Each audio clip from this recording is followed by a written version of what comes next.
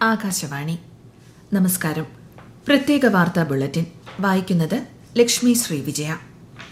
പ്രധാനമന്ത്രി Narendra Modi Ukraine president Volodymyr സെലൻസ്കിയുമായി telephone സംഭാഷണം നടത്തി.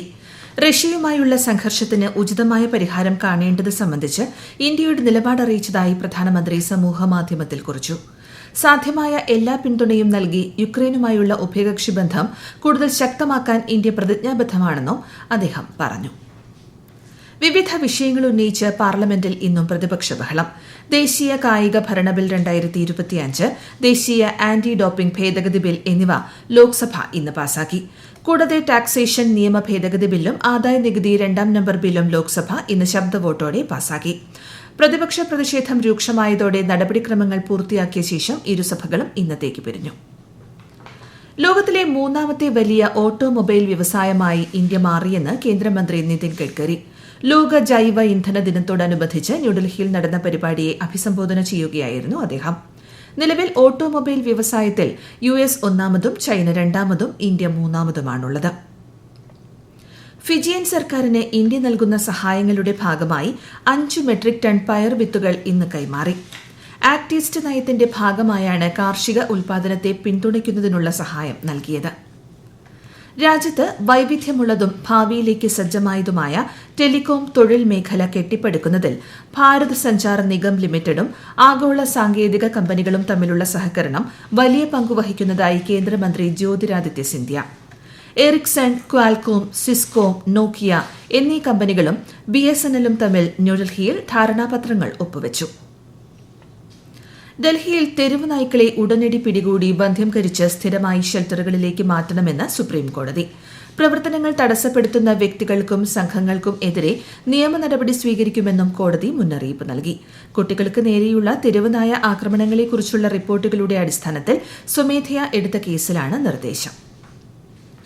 തെരുവുനായ വിഷയത്തിൽ ABC ചട്ടങ്ങളെ വിമർശിക്കുന്ന ഉത്തരവാണ് സുപ്രീംകോടതിയിൽ നിന്നുമുണ്ടായതെന്ന് മന്ത്രി MP രാജേഷ്.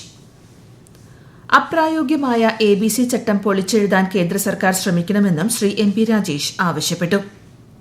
സംസ്ഥാനത്ത് ഓൺലൈൻ മദ്യവിൽപ്പന ഏർപ്പെടുത്തുന്ന കാര്യം സർക്കാർ ആലോചിച്ചിട്ടില്ലെന്നും മന്ത്രി തിരുവനന്തപുരത്ത് മാധ്യമങ്ങളോട് പറഞ്ഞു. പോലീസിന്റെ അടിസ്ഥാന സൌകര്യങ്ങൾ വികസിപ്പിക്കുന്നതിന്റെ ഭാഗമായി വിവിധ ജില്ലകളിൽ നിർമ്മാണം പൂർത്തിയാക്കിയ കെട്ടിടങ്ങളുടെ ഉദ്ഘാടനം മുഖ്യമന്ത്രി പിണറായി വിജയൻ നാളെ കണ്ണൂരിൽ നിർവഹിക്കും. 27 കോടി രൂപ ചെലവഴിച്ച് നിർമ്മിച്ച 12 പോലീസ് മന്ദിരങ്ങളുടെ ഉദ്ഘാടനവും 5 കെട്ടിടങ്ങളുടെ ശിലാസ്ഥാപനവുമാണ് നിർവഹിക്കുന്നത്. നവംബർ 1 രാജ്യത്ത് അതിദരിദ്രരില്ലാത്ത സംസ്ഥാനമായി കേരളം മാറുമെന്ന് മുഖ്യമന്ത്രി പിണറായി വിജയൻ. കണ്ണൂർ വേങ്ങാട് ലൈഫ് ഭവന പദ്ധതിയിൽ നിർമ്മിച്ച 50 വീടുകളുടെ താക്കോൽ കൈമാറ്റം നിർവഹിക്കുകയായിരുന്നു അദ്ദേഹം.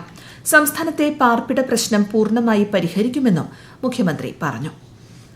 സ്വകാര്യ ബസ് ജീവനക്കാർ വിദ്യാർത്ഥികളോട് മോശമായി പെരുമാറിയാൽ കർശന നടപടി സ്വീകരിക്കുമെന്ന് മന്ത്രി വി ശിവൻകുട്ടി. ബസ് കൺസെഷൻ സ്വകാര്യ ബസ്സുകളുടെ ഔദാര്യമല്ലെന്നും അദ്ദേഹം കണ്ണൂരിൽ മാധ്യമങ്ങളോട് പറഞ്ഞു.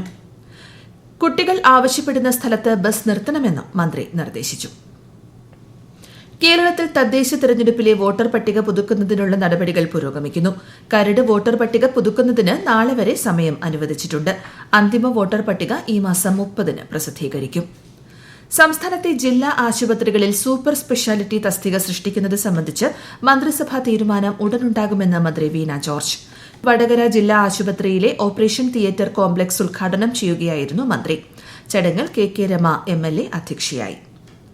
സംസ്ഥാനത്ത് വരും ദിവസങ്ങളിൽ ഒറ്റപ്പെട്ട ശക്തമായ മഴയ്ക്ക് സാധ്യത. നാളെ കോട്ടയം, എറണാകുളം, തൃശൂർ, കാസർഗോഡ് ജില്ലകളിൽ കേന്ദ്ര കാലാവസ്ഥാ വകുപ്പ് മഞ്ഞ ജാഗ്രത പ്രഖ്യാപിച്ചു. ഗാസ മുനമ്പിൽ ഇസ്രായേലിന്റെ സൈനിക പ്രവർത്തനങ്ങൾ വിപുലീകരിക്കാനുള്ള പദ്ധതികളിൽ ആശങ്ക ഉന്നയിച്ച് ഇസ്രായേലിലേക്കുള്ള ആയുധ കയറ്റുമതി ജർമ്മനി നിർത്തലാക്കി.